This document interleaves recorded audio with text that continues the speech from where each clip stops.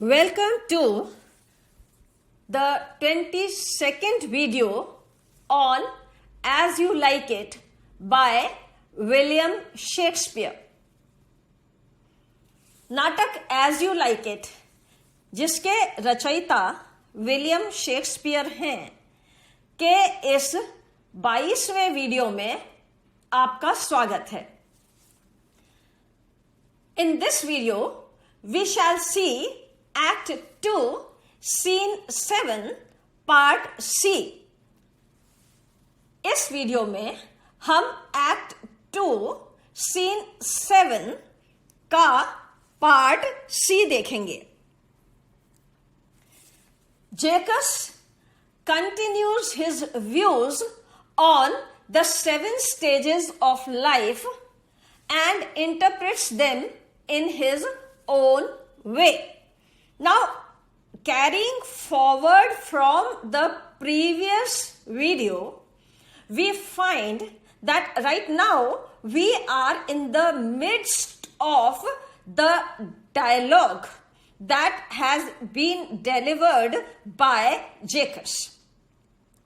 पिछले वीडियो से आगे बढ़ते हुए हम अभी इस स्टेज पर हैं जहां जेकस का संवाद जारी है और उसने 7 स्टेजेस ऑफ ह्यूमन लाइफ का जिक्र किया है. He goes on to further tell the present team of listeners about the remaining stages of life. Now, Jacques, he continues his statement and he tells about the remaining stages of life, those that have been discussed in the previous videos were not the complete ones. Now they move on forward in this video. पिछले videos में जितने stages बताए गए थे वो वहां से आगे बढ़ाए जा रहे हैं और बचे हुए stages of life, ages of life, वो यहां पर जारी रखे जा रहे हैं जेकस के संवाद के अनुरूप. All the members listen carefully to him. Now, Jacques is very melancholic in his approach, but there is deep philosophy in what he says. So all are listening very carefully to what he says. जेकस अपने संवाद में बहुत अवसादपूर्ण तरीके से बोल रहा है, लेकिन फिर भी उसमें इतनी गहनता है, इतना दर्शन है कि सब उसकी बात को बहुत ध्यान से सुन रहे हैं. This style used by Shakespeare makes the stage look very dramatic. Now here we also see that Shakespeare has used this style very appropriately because the dramatic element is highlighted in the way the dialogue has been composed. यहाँ Shakespeare ने जिस तरह से इस संवाद को गढ़ा है, जेकस के पात्र को गढ़ा है और अवसादपूर्ण पृष्ठभूमि में इसको बोलवाया गया है, इसको मंचित करवाया है, वो बहुत ही मंच की दृष्टि से बहुत ही इंपॉर्टेंट है. जेकस continues to speak about the next stage of life. In the earlier video, we had seen that Jacques had mentioned the approach of a soldier who is full of strange oaths for his country. हमने पिछले video में देखा था कि soldier का जिक्र आया था, सैनिक का जिक्र आया था, जो कि बहुत ही देशभक्ति के साथ, निष्ठा के साथ अपने देश के प्रति, अपने राष्ट्र के प्रति वचनबद्धता दिखाता है. Bearded and jealous in honour उसके अंदर का जो आक्रोश है, जो जेलसी है, ईर्ष्या है, अवसाद है, वो अपने देश के ऑनर के लिए है, अपने देश के सम्मान के लिए है. Sudden and quick in quarrel and all the time ready to fight for the honor of his country. A soldier is all the time ready to protect the honor of the country. That is the reason why he is very quick in quarrel, ready to take up a quarrel.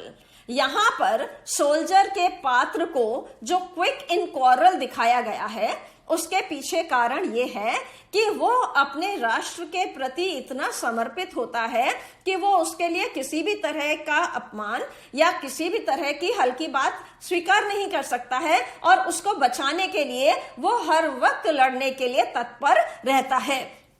Seeking the bubble's reputation even in the cannon's mouth, and he is guided by certain laws and rules, and he knows that the reputation he is going to earn will be very short-lived. Yet a soldier accepts that he has to fight come what may.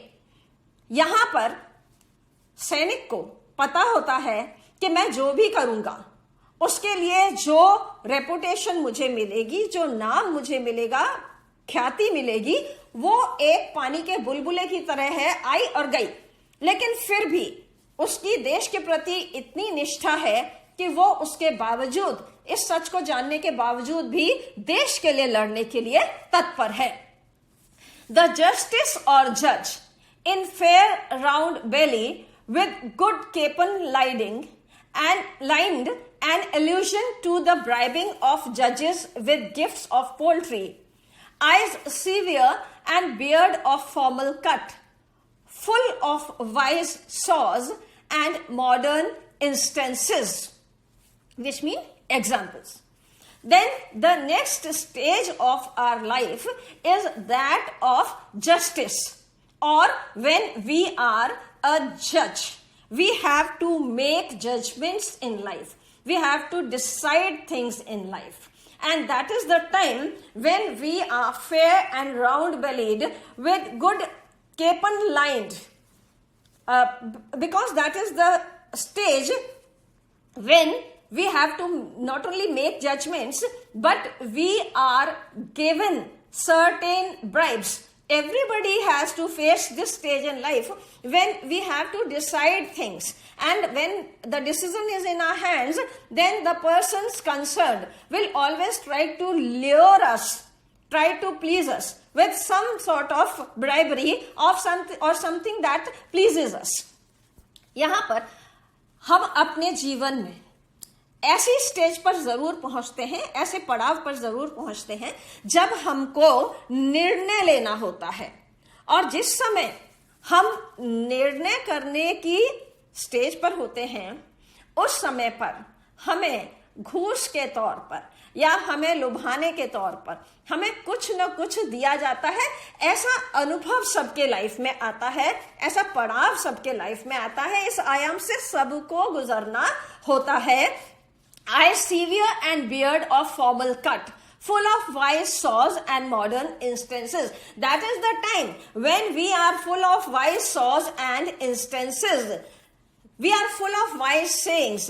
तब हमारे पास बहुत सारे दार्शनिक तत्व होते हैं जिनको हम लोगों को सुनाते हैं. मुहावरे होते हैं, लोकोक्तियां होती हैं, ज्ञान की बातें होती हैं जिनको उद्धृत करके हम लोगों को अपना ज्ञान बांटते हैं और उनको बताते हैं कि देखो ये है जीवन का सत्य, ये है जीवन का दर्शन. ये कंडीशन होती है हमारी जब हम किसी भी जगह पर निर्णय लेने की स्थिति में पहुंच जाते हैं या हम परिपक्व हो जाते हैं. The dotard or absent-minded old man, lean and slippered, with spectacles on nose and money pouch on sight. His youthful hose, well saved, a world too wide for his shrunk shank, and his big manly voice, turning again toward childish treble, pipes, and whistles in his sound. This stage of life is very, very important, because when we reach the stage when we are like a dotard or an absent-minded old man, as we age, so we develop certain qualities in us, or our certain faculties are hit. हम जैसे जैसे उम्र को प्राप्त करते हैं, आयु को प्राप्त करते हैं, वैसे वैसे हमारे अंदर कई परिवर्तन आने लगते हैं. Lean and slippered with spectacles on nose and money pouch on side. Now this is the way we become. Lean and slippered. Lean and thin because of age. बुढ़ापे के कारण हम पतले दुबले मरियल से हो जाते हैं. With spectacles on nose. नाक पर चश्मा चढ़ जाता है. बुढ़ापा आते आते सबकी देखने की नजर कमजोर हो जाती है, तो सबके नाक पर चश्मा होता है. And money pouch on side, and on the side we have a money pouch, because by that time we would have earned quite something that we would like to store for ourselves. सबकी life में वो stage आती है जब बुढ़ापे में शरीर तो दुबला हो जाता है, आंखों पे चश्मा आ जाता है, लेकिन बगल में अपनी रुपए पैसे की थैली या पोटली लटकी हुई होती है. कहने का तात्पर्य ये है कि उस समय हमारे पास अपनी कमाई में से कुछ ऐसा धन संपदा जरूर होती है जो कि हम अपने साथ लेकर के रखते हैं, जो हमारे लिए एक आश्वासन होती है कि हम इसके ऊपर अपना जीवन काट सकते हैं. His youthful hose well saved a world too wide for his shrunk shank and his big manly voice. Now, the youthful hose well saved a world too wide. Now, see, these are the dimensions that come to us when we begin to grow old, because that is the time when the world around us has expanded a lot. The world around us has widened. The reason being that when life began to us, things were different. Then, with the progress of time, with the progress of everything that we were not exposed to but have now come up on the scene, we find that the world has become very wide for his shrunk shank and big manly voice. And we are basically shrunk. We are basically reduced because we were not tailored for that expansion which we have to face today. जो दुनिया का विस्तार हो चुका है, जो दुनिया की प्रगति हो चुकी है, हम उस प्रगति के हिसाब से नहीं बने थे, क्योंकि हमारे पास्ट में वो सारी बातें हमें नहीं मिली थी, और अब हमें वो देखने को मिलता है, तो हमें वो जीवन, उस जीवन से हमारा साक्षात्कार होता है. And big manly voice turning again towards childish treble, pipes and whistles in his sound, and more or less, the touch of childhood begins to creep in. And once again, we feel like going back, or our preferences begin going back to the childhood world. यहाँ पर हम बचपन के साथ जुड़ने लगते हैं, या बचपन में जो हमारे अनुभव होते हैं, या बचपन की जो हमारी पसंदें होती हैं, उसकी तरफ अचानक से हमारा ध्यान या हमारा रुझान जाने लगता है. And whistles in his sound, and the sound, it starts resonating in a different way because of age. और अब हमारी आवाज में भी, हमारी वाणी में भी परिवर्तन आने लगता है. The senile, sick elder reduced to second childishness and mere oblivion. Now, this grows. What we had seen in the previous stage, this grows in the next stage when we are senile, sick, old. Why? Because this is the stage of second childishness and mere oblivion. हम इसके बाद अगले पड़ाव पर जाते हैं तो हम थोड़े से बूढ़े, थोड़े से सनकी, थोड़े से भुलक्कड़ इस तरह के हो जाया करते हैं और हमारा जो रुझान है वो बचपने वाला होने लगता है। हम भूलने लगते हैं और उस भुलक्कड़पन में हम बहुत खुश होते हैं। तो इस तरह का एक पड़ाव हम सबके जीवन में उम्र के साथ आता ही आता है। Some teeth, some eyes, some taste, some everything. Now that here comes a stage when we are some everything, sans everything, without everything. Without what? Without teeth. With age, our teeth leave us. We are toothless. उम्र के बढ़ने के साथ साथ ये सब चीजें भी हमारा साथ छोड़ने लगती हैं। जैसे जैसे उम्र बढ़ती है हमारे दांत गायब हो जाते हैं। शेक्सपियर के टाइम पर नकली दांत लगाने की भी परंपरा नहीं थी, इसलिए शेक्सपियर को तो यही मालूम था कि जेकस के पात्र के माध्यम से जो उसने हमें बताने की कोशिश की है वो ये कि बुढ़ापा आएगा, दांत भी गायब हो जाएंगे। देन some eyes, आंखें भी कमजोर हो जाएंगी, इतनी कमजोर हो जाएंगी कि हमें दिखना ही बंद हो जाएगा, दृष्टि ही विलोपित हो जाएगी। तो जिन दांतों से हम चबा चबा के खाया करते थे वो भी गायब हो गए। जिन आंखों से हम स्पष्ट रूप से देख पाते थे वो आंखें भी अब हम उनकी रोशनी चली गई, दृष्टि चली गई, तो हमें दिखाई भी नहीं देता है। साथ टेस्ट, फिर जो एक रुझान है वो भी खत्म हो जाता है और जिह्वा का स्वाद भी खत्म हो जाता है। अब जिस तरह से हम पहले बहुत खुश होकर के किसी भी चीज का सेवन किया करते थे वो हमें अब नहीं मिलता है, या वो स्वाद या वो रुझान हमारे अंदर नहीं बचता है। सा everything is over. We are without everything. Means a stage comes in life when we are either naturally bereft of things. Things will go away from us naturally. In the way that, in the course of time, what we call that automatically, they go away. Or we lose a taste for them. We lose the penchant for them. Just as the speech of Jacques comes to an end, Orlando returns. He is carrying Adam in his arms. All begin eating. Amos sings, "Blow, blow, thou winter wind." Now, Jacques has finished his dialogue about the 7 ages of man's life.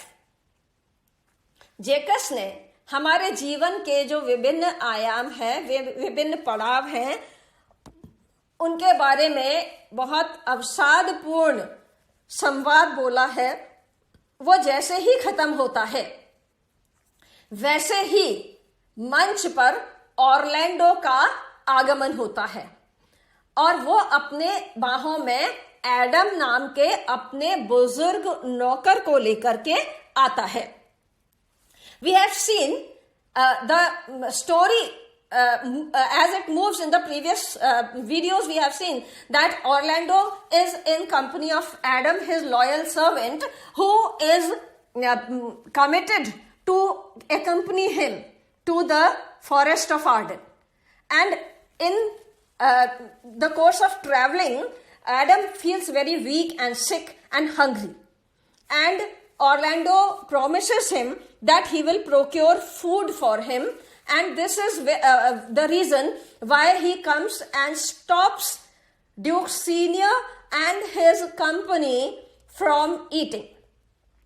हमने देखा था पूर्व में कि Adam जो Orlando का वफादार सेवक है, और उससे जिद करता है कि तुम अकेले देश निकाला मिला है बड़े भाई ओलिवर से, अकेले नहीं जाओगे, मैं तुम्हारे साथ चलूंगा, तुम्हारी देखभाल करूंगा। और जब ये फॉरेस्ट ऑफ आर्डन की तरफ जाते हैं तो रास्ते में यात्रा के दौरान वो थक जाता है, परेशान हो जाता है, उसे भूख भी लगती है और ऑरलैंडो आश्वासन देता है कि परेशान मत हो, मैं तुम्हारे लिए खाने का बंदोबस्त करूंगा। इसीलिए ऑरलैंडो मंच पर आता है जहां ड्यूक सीनियर और उसके साथीगण भोजन करने के लिए तैयार हैं, लेकिन वो सबको रोक करके जाता है और अब वो उनको अब एडम को लेकर के आता है खाना खिलाने के लिए। All begin eating. Amiens sings blow blow thou winter wind. सब खाना खाने लगते हैं और एमिन अपना गीत गाता है, blow blow thou winter wind. When the song ends, Duke Senior warmly welcomes the good Sir Roland's son and welcomes Adam as well. Now, when Eamon's song ends, Duke Senior, he warmly welcomes Sir Roland's son. Duke Senior has come to know that Orlando is his old friend Roland's son. Duke senior को यह पता चल जाता है कि Orlando मेरे पुराने परिचित सर रोलैंड का पुत्र है।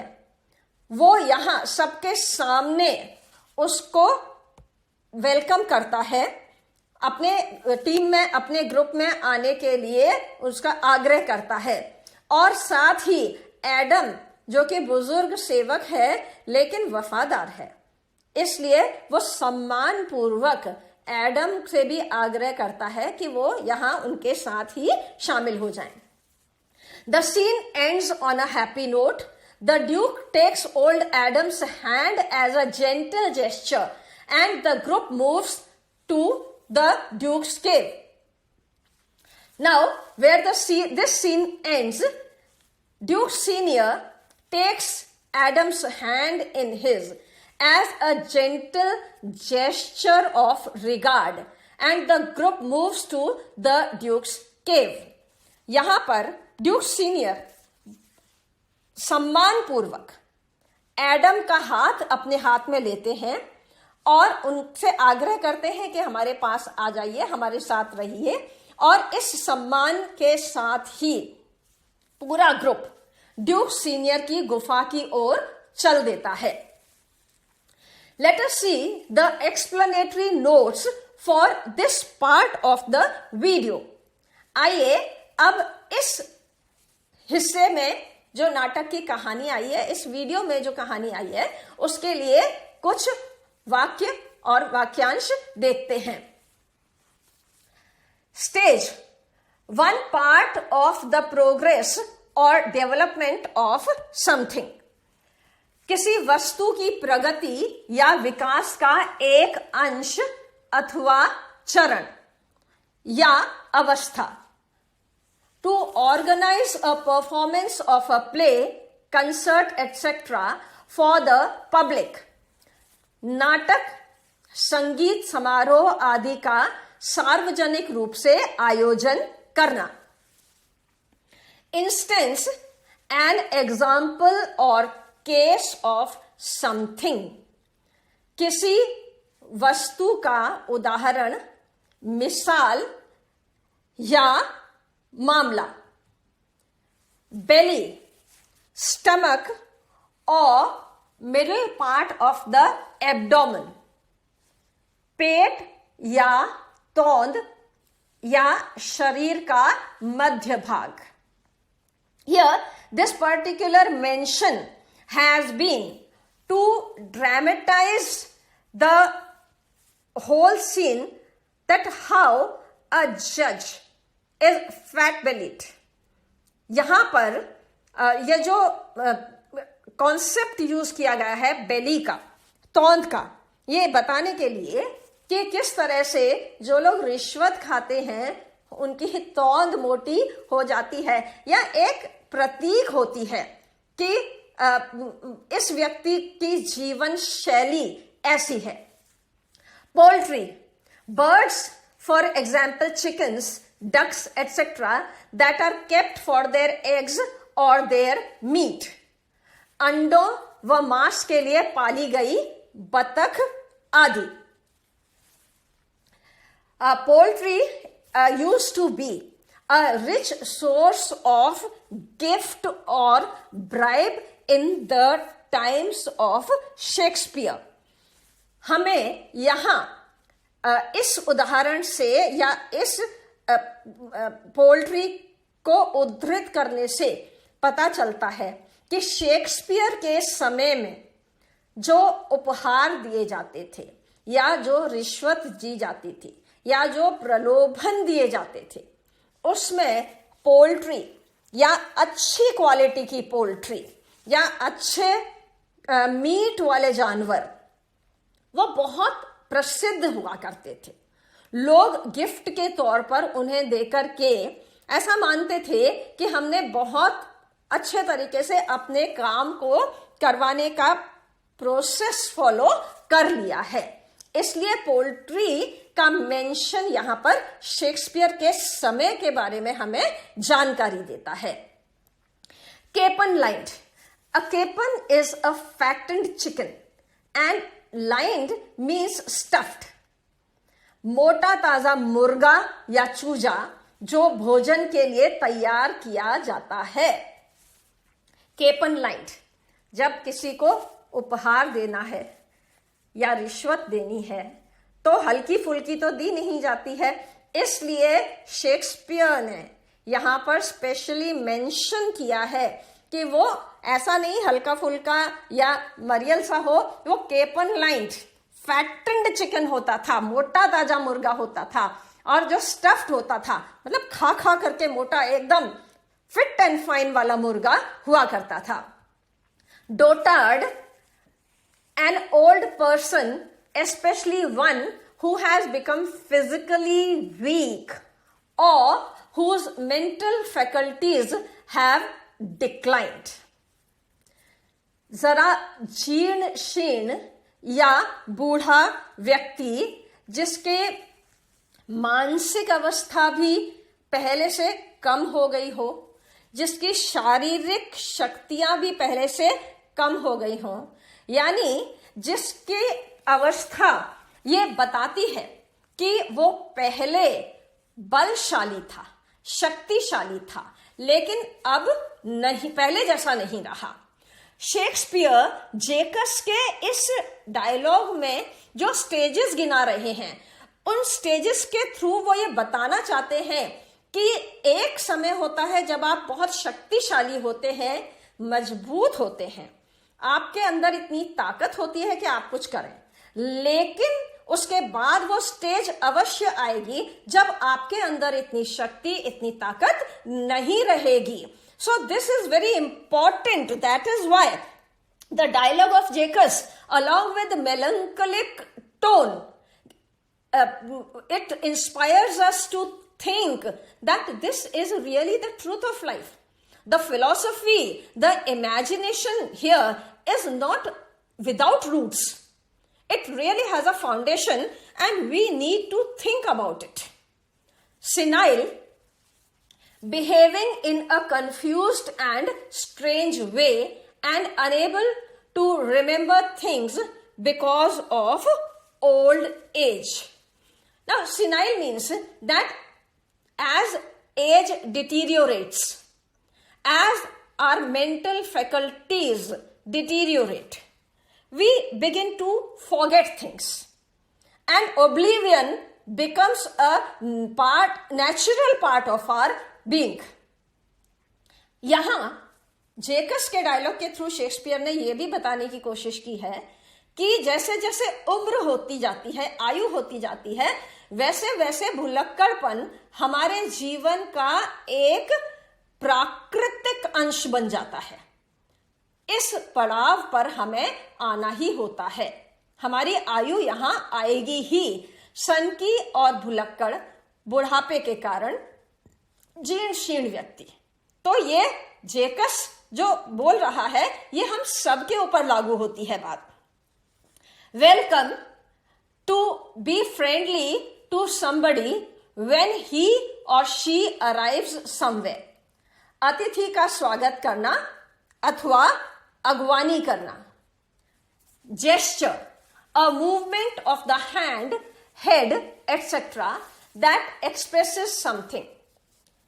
कुछ कहने के लिए हाथ, सिर आदि का हिलाने की क्रिया.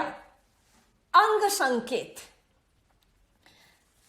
Something that you do that shows other people what you think or feel. विचार या भाव के प्रदर्शन हेतु कोई क्रिया. To point at something, to make a sign to somebody. किसी वस्तु की ओर संकेत करना, किसी व्यक्ति को संकेत से कुछ कहना.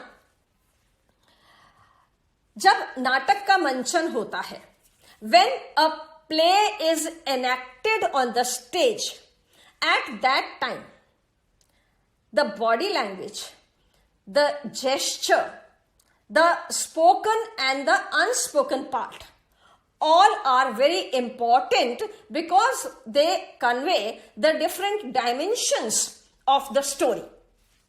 जब किसी नाटक का मंचन होता है तो प्रत्यक्ष और अप्रत्यक्ष मूवमेंट्स, जो हमारे पात्र के द्वारा मूवमेंट्स दिखाए जाते हैं या बोले या अबोले जो भाव होते हैं, वो बहुत मायने रखते हैं क्योंकि उनका प्रभाव होता है उस नाटक की जो ऑडियंस को मैसेज मिलता है उसके लिए.